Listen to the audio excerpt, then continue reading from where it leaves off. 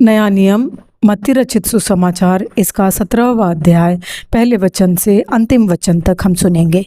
6 दिन के बाद यीशु ने पतरस और याकूब और उसके भाई यूहन्ना को साथ लिया और उन्हें एकांत में किसी ऊंचे पहाड़ पर ले गया। वहाँ उनके सामने उसका रूपांतर हुआ और उसका मुंह सूर्य के समान चमका और उसका वस्त्र ज्योति के समान उजला हो गया। और मूसा और एलिया उसके साथ बातें करते हुए उन्हें दिखाई दिए। इस पर पतरस ने यीशु से कहा, हे प्रभु, हमारा यहाँ रहना अच्छा है।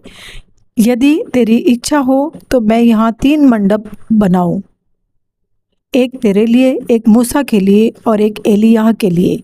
वह बोल ही रहा था कि एक उजले बादल ने उन्हें छा लिया और उस बादल में से यह शब्द निकला, यह मेरा प्रिय पुत्र है जिससे मैं प्रसन्न हूँ, इसकी सुनो। चेले यह सुनकर मुंह के बल गिर गए और अत्यंत डर गए। यीशु ने पास आकर उन्हें छुआ और कहा, उठो, डरो मत। तब उन्होंने अपनी आंखें उठाई और यीशु को छोड़ और किसी को न देखा।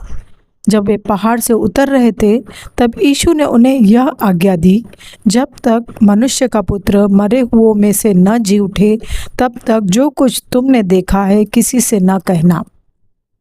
इस पर उसके चेलों ने उससे पूछा, फिर शास्त्री क्यों कहते हैं कि एलिय्याह का पहले आना अवश्य है? उसने उत्तर दिया, एलिय्याह अवश्य आएगा और सब कुछ सुधारेगा, परंतु मैं तुमसे कहता हूँ कि एलिय्याह आ चुका है और लोगों ने उसे नहीं पहचाना, परंतु जैसा चाहा वैसा ही उसके साथ किया।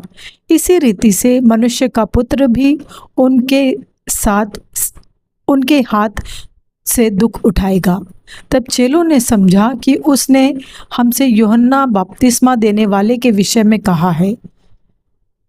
जब वे भीड़ के पास पहुँचे तो एक मनुष्य उसके पास आया और घुटने टेक कर कहने लगा, हे प्रभु, मेरे पुत्र पर दया कर, क्योंकि उसको मिर्गी आती है और वह बहुत दुख उठाता है और बार बार आग में और बार बार पानी में गिर पड़ता है।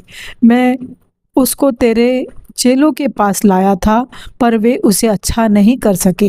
यीशु ने उत्तर दिया, हे अल्पविश्वासी और हठीले लोगों, मैं कब तक तुम्हारे साथ रहूँगा, कब तक तुम्हारी सहूँगा? उसे यहाँ मेरे पास लाओ। तब यीशु ने दुष्टात्मा को डांटा और वह उसमें से निकल गई और लड़का उसी घड़ी अच्छा हो गया। तब चेलों ने एकांत में यीशु के पास आकर कहा, हम उसे क्यों नहीं निकाल सके? उसने उनसे कहा, अपने विश्वास की घटी के कारण, क्योंकि मैं तुमसे सच कहता हूँ, यदि तुम्हारा विश्वास राई के दाने के बराबर भी हो तो इस पहाड़ से कह सकोगे, यहाँ से सरक कर वहाँ चला जा, तो वह चला जाएगा और कोई बात तुम्हारे लिए असंभव न होगी। पर यह जाति बिना प्रार्थना और उपवास के नहीं निकलती। जब वे गलील में थे तो यीशु ने उनसे कहा, मनुष्य का पुत्र मनुष्यों के हाथ में पकड़वाया जाएगा, वे उसे मार डालेंगे और वह तीसरे दिन जी उठेगा। इस पर वे बहुत उदास हुए। जब वे कफरनहूम पहुँचे तो मंदिर का कर लेने वालों ने पतरस के पास आकर पूछा, क्या तुम्हारा गुरु मंदिर का कर नहीं देता?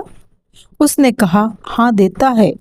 जब वह घर में आया तो यीशु ने उसके पूछने से पहले ही उससे कहा, हे शमौन, तू क्या सोचता है? पृथ्वी के राजा महसूल या कर किन से लेते हैं, अपने पुत्रों से या परायों से? पतरस ने उससे कहा, परायों से। यीशु ने उससे कहा, तो पुत्र बच गए।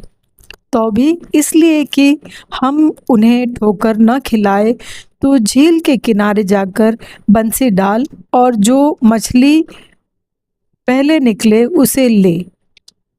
उसका मुंह खोलने पर तुझे एक सिक्का मिलेगा, उसी को लेकर मेरे और अपने बदले उन्हें दे देना। यह परमेश्वर का वचन है। परमेश्वर का धन्यवाद हो।